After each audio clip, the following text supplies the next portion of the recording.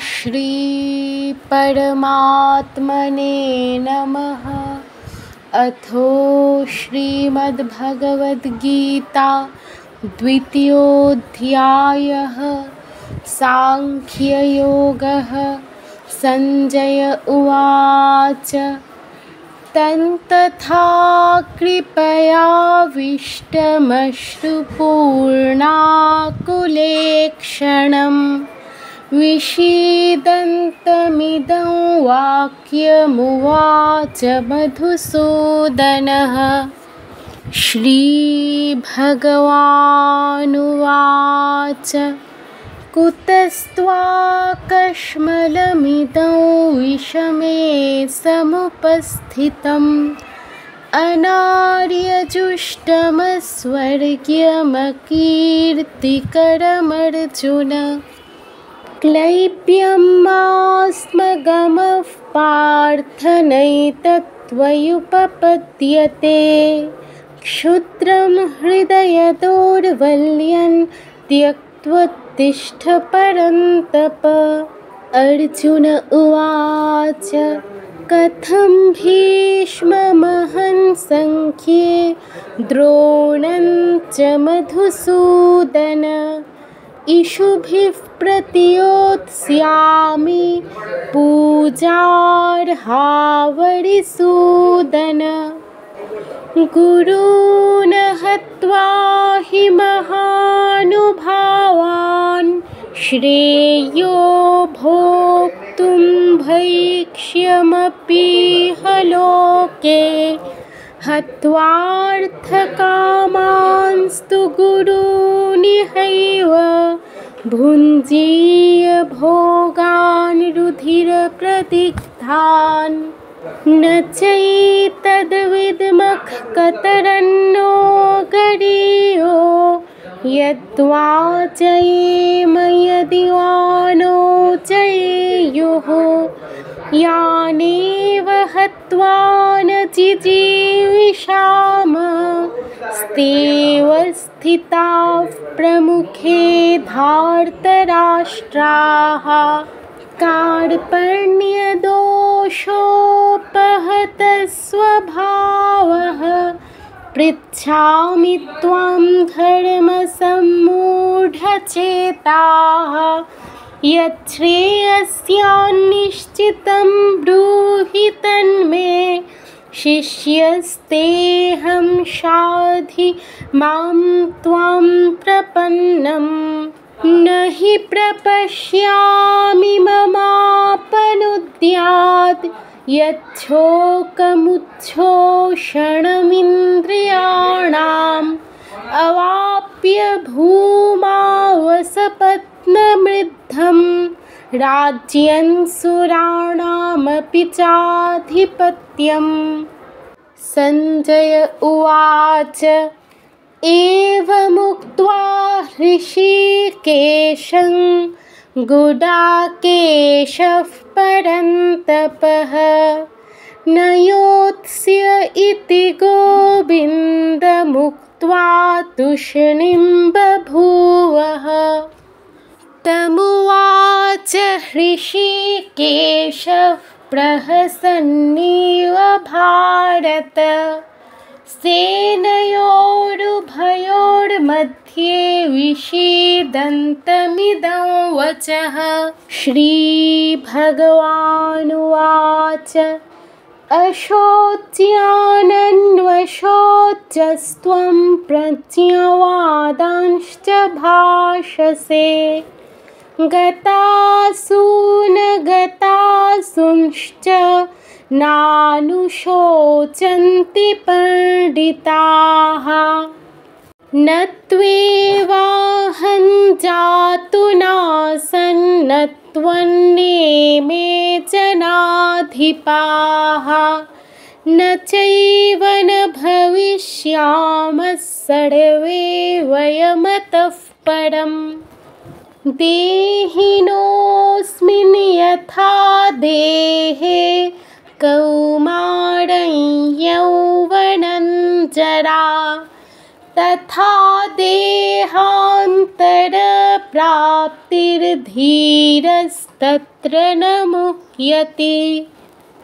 मात्रा स्पर्शास्तु कौन्तेय शीतोष्णसुखदुःखदाः आगमापायिनो नित्यस्तां स्थितिक्ष्वस्व भारत। यं हि न व्यथयन्त्येते पुरुषं पुरुषर्षभ समदुःखसुखं धीरन् सोऽमृतत्वाय कल्पते। नासतो विद्यते भावो नाभावो विद्यते सतः उभयोरपि दृष्टोऽन्तस्त्वनयोस्तत्त्वदर्शिभिः। अविनाशि तु तद्विद्धि येन सर्वमिदं ततं विनाशमव्ययस्यास्य न कश्चित् कर्तुमर्हति। अन्तवन्त इमे देहा नित्यस्य उक्ताः शरीरिणः अनाशिनो प्रमेयस्य तस्माद्युद्धस्व भारत। य एनं वेत्ति हन्तारं यश्चैनं मन्यते हतम् उभौ तौ न विजानीतो नायं हन्ति न हन्यते। न जायते म्रियते वा कदाचित् नायं भूत्वा भविता वा न भूयः। अजो नित्यशाश्वतोऽयं पुराणो न हन्यते हन्यमाने शरीरे। वेदाविनाशिनं नित्यं य एनमजमव्ययम् कथं स पुरुषः पार्थ कङ्घातयति हन्तिकम्।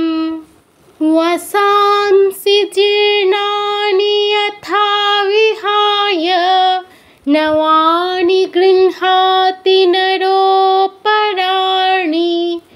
तथा शरीराणि विहाय जीर्णान्यन्यानि संयाति नवानि देहि। नैनं छिन्दन्ति शस्त्राणि नैनं दहति पावकः न चैनं क्लेदयन्त्यापो न शोषयति मारुतः। अच्छेद्योऽयमदाह्योऽयमक्लेद्योऽशोष्य एव च नित्यः सर्वगतस्थाणुरचलोऽयं सनातनः। अव्यक्तोऽयमचिन्त्योऽयमविकार्योऽयमुच्यते। तस्मादेवं विदित्वैनं नानुशोचितुमर्हसि। अथ चैनं नित्यजातं नित्यं वा मन्यसे मृतं तथापि त्वं महाबाहो नैनं शोचितुमर्हसि।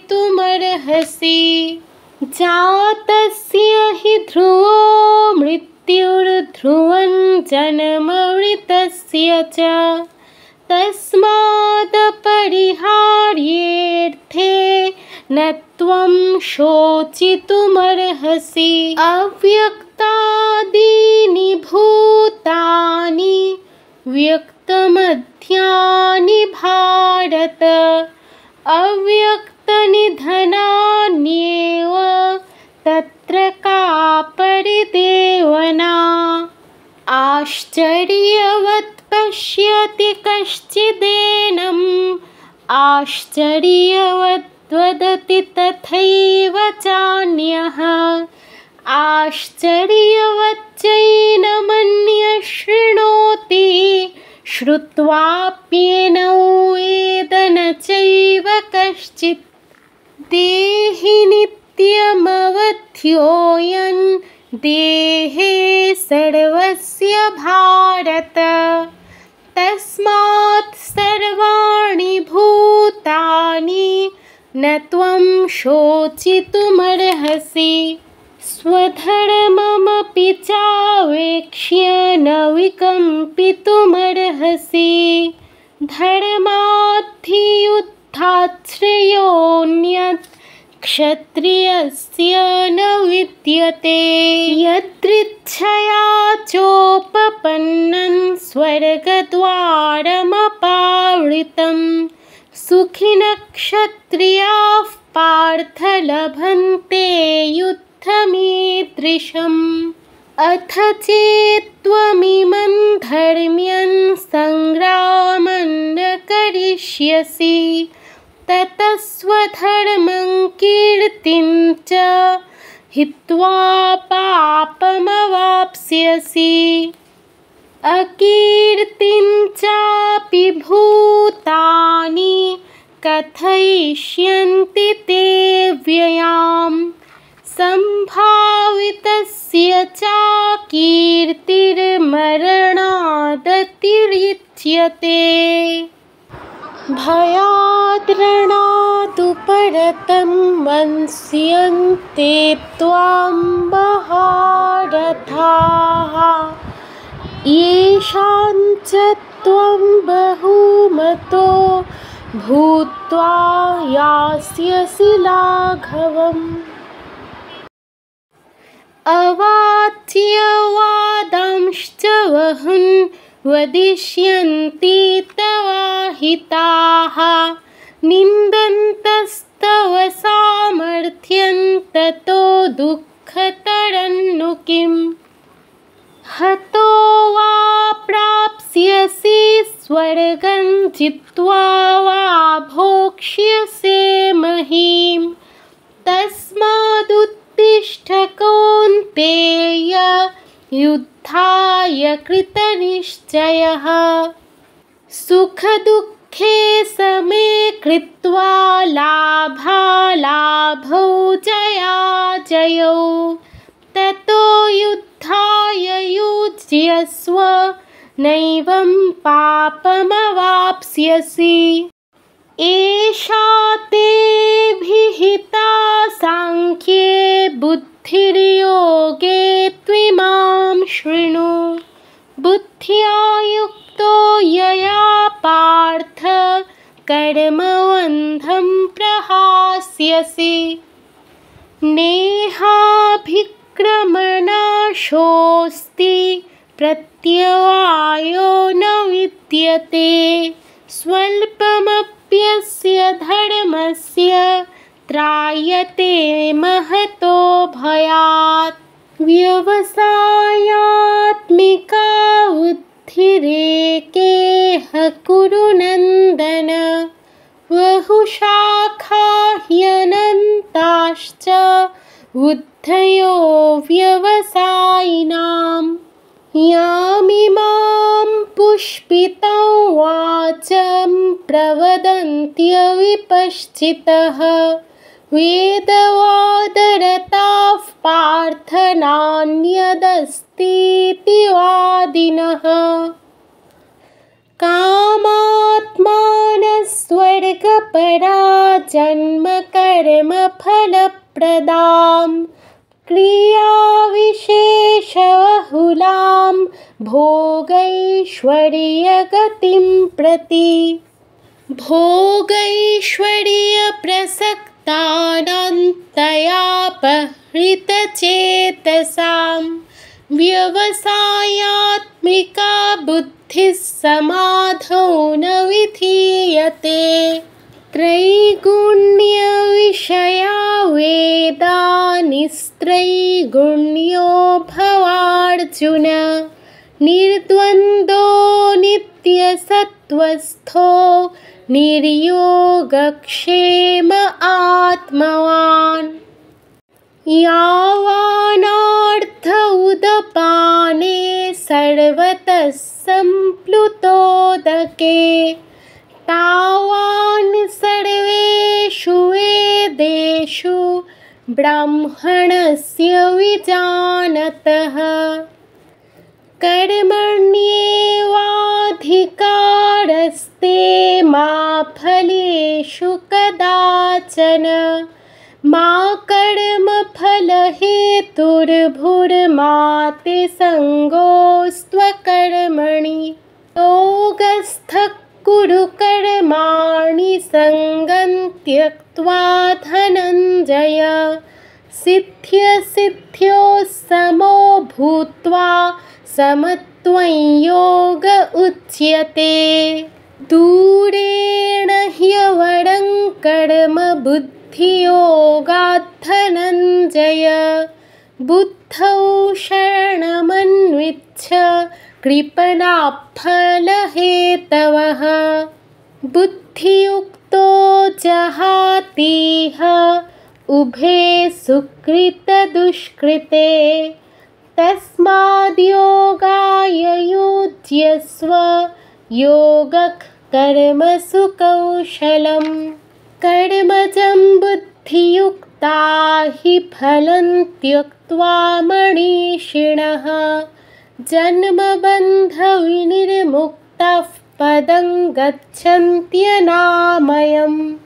यदा ते मोहकलिलं बुद्धिर्व्यतितरिष्यति तदा गन्तासि निर्वेदं श्रोतव्यस्य श्रुतस्य च। श्रुतिविप्रतिपन्ना ते यदा स्थास्यति निश्चला समाधावचला बुद्धिस्तदा योगमवाप्स्यसि। अर्जुन उवाच स्थितप्रज्ञस्य का भाषा समाधिस्थस्य केशव स्थितधिक् किं प्रभाषेत किमासीत व्रजेत किम्। श्रीभगवानुवाच प्रजहाति यदा कामान् सर्वान् पार्थमनोगतान् आत्मन्येवात्मना तुष्टस्थितप्रज्ञस्तदोच्यते। दुःखेष्वनुद्विग्नमनः सुखेषु विगतस्पृहः वीतरागभयक्रोधस्थितधीर्मुनिरुच्यते। यः सर्वत्रानभिस्नेहस्तत्तत्प्राप्य शुभाशुभं नाभिनन्दति न द्वेष्टि तस्य प्रज्ञा प्रतिष्ठिता। यदा संहरते चायं कूर्मोऽङ्गाणिव सर्वशः इन्द्रियाणीन्द्रियार्थेभ्यस्तस्य प्रज्ञा प्रतिष्ठिता।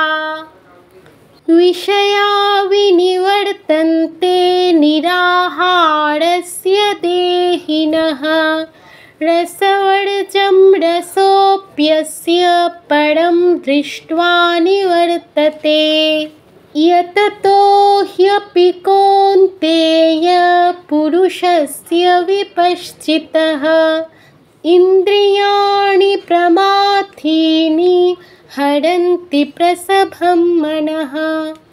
तानि सर्वाणि संयम्य युक्त आसीत् मत्परः वशे हि यस्येन्द्रियाणि तस्य प्रज्ञा प्रतिष्ठिता।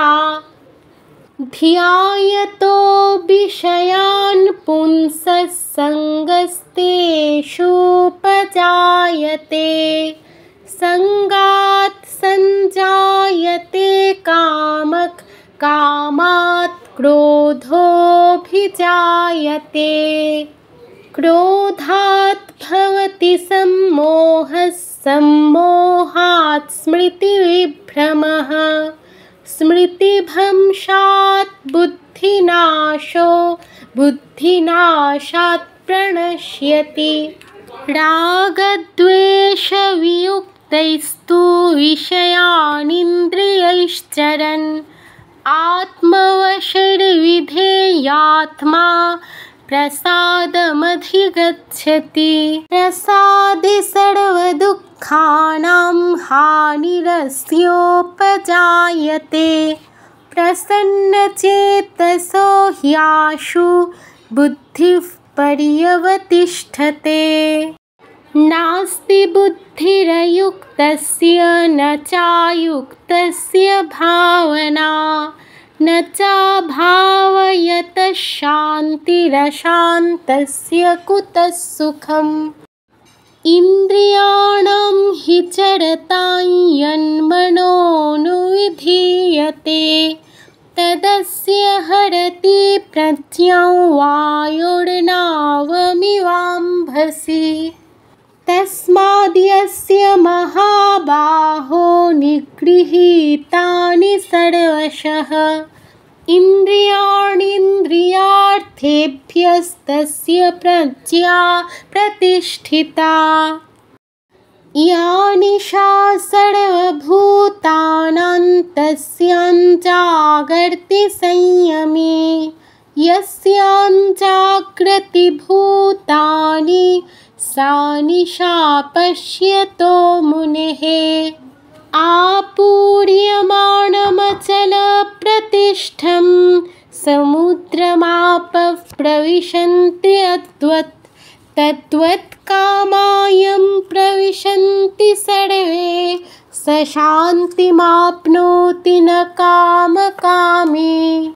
विहाय कामान्यः सर्वान् पुमांश्चरति निःस्पृहः। निर्ममो निरहङ्कारः स शान्तिमधिगच्छति। एषा ब्रह्मी स्थितिः पार्थ नैनां प्राप्य विमुह्यति। स्थित्वा स्यामन्तकालेऽपि ब्रह्मनिर्वाणमृच्छति।